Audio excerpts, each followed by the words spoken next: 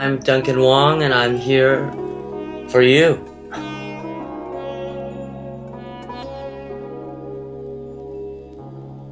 Kickboxer, and I was an artist and a poet, and I integrated these interdisciplinary practices of yoga, martial arts, and massage to create the movement technology that I call YogacOMmUNITY, my system that I teach around the globe for the last few decades.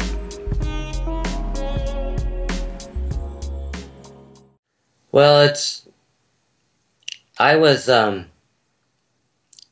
of came from a pretty chaotic background. I was like a street fighter, and my older brother got taken out in urban combat, as it were, back in the day. And it's kind of a long personal story, but since you asked, his obituary was misprinted in the local newspaper in the Northern California Delta, where I'm from. And instead of his name, it was another young gentleman's name that approached me on the same scene. It was kind of back in those days with the rockers and punkers and all that kind of friction and raw energy. And he's like, yo, this is what happened. All my friends thought I died, but it was actually your brother. So we hooked up, and then we went to San Francisco, and it turned out his Chinese mom was married to a Mexican yogi, and that man was Tony Sanchez, and he offered me an apprenticeship, and I studied with him for about 5 years, and he was Bikram's protege from the 70s. And so I had studied the advanced system that Bikram learned from, and that's how I kind of got turned on to it. I started teaching pretty early on in my late teens, and then I discovered Ashtanga yoga and different forms of body work and healing modalities, which brought me full circle back to Buddhist martial arts. And all the while I was integrating these ancient wisdom cultures into my own practice, which as a teacher became my work, what I teach out there.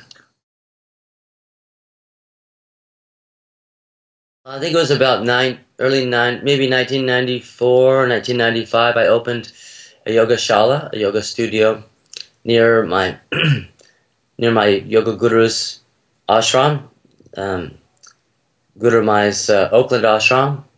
So I had a live-work studio in the hood. It was fun. And then shortly thereafter, I relocated to New York City to study under the auspices of my yoga parents, Sharon Gannon and David Life, the co-creators of course, the YogacOMmUNITY system in New York. And I went on to spend a decade in New York City before jet setting and globe trotting and relocating to Asia, and the rest is history. Well, yoga is a lifestyle. YogacOMmUNITY especially is a lifestyle because we teach self-defense and self-preservation and self-inquiry. Every aspect from the environmentally friendly products that we use in our life to the kindness that we share with strangers, and all of the lifestyle choices, our diet, how we cook, choosing organics, local, sustainable, agriculture, ahimsa, nonviolence, vegetarian-based lifestyle, this kind of thing, and urban survival as well as nature survival. I teach people how to build shelters, how to compost, how to garden, how to reconnect with the elements. I teach on the beach, things like that, and having a strong daily practice, which, as I was mentioning earlier, took me a long time to develop that.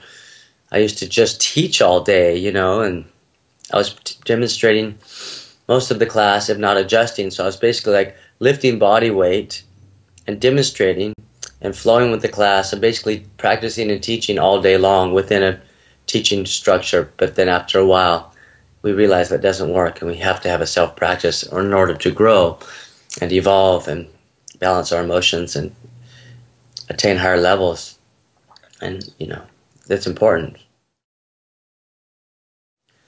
A yoga community is a community that meets regularly to practice and also connects on a social level around the practice and also what we call in Japan charity yoga, like doing outreach, anything like teaching seniors or working with kids or cleaning up the beach or the rivers after a strong practice in nature, or having a community center where we practice together. And for us in Japan, having a national network. At this point, my community are my hosts. When I travel to teach my tours, they're all teachers that I've trained that teach the local communities in their towns and regions, and then I come in and keep them inspired, and it works well that way. So the community comes down to unity, and unity comes down to interactive practice. Business is business, and relationships is good business. And that's kind of how I focus on my business, if you can call it that. Teaching around the world and developing communities. So it's always about supply and demand, or demand and supply.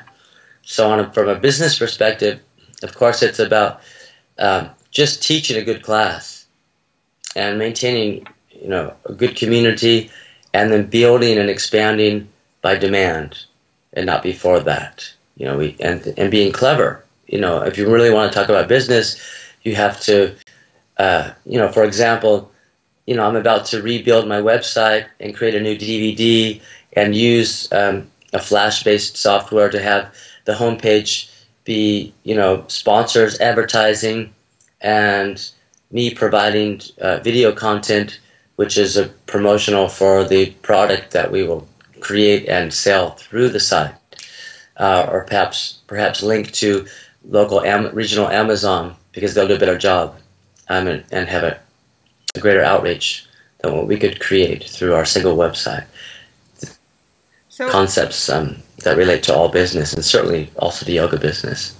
If we're teaching the business of yoga and the yoga of business, it's important to understand basic PR and networking and inspiration, motivational tools, such as having an online newsletter, having a membership, teacher-based or community-based membership that receives discounts on teaching programs, receives the newsletter, discount on products, gatherings, events, staying connected. But mostly when people are in the same room is when the magic happens, or when real energy is cultivated, when people start think tanking and things happen spontaneously, or as planned. But it has a lot to do, I've learned over the years, about being physically together to really stay inspired. So you can do as much online networking and outreach and community building as you'd like to, but it really comes down to meeting face to face, making physical contact, and practicing together and socializing in a healthy environment around the practice. It's really about building the community through being together. My advice is to think twice.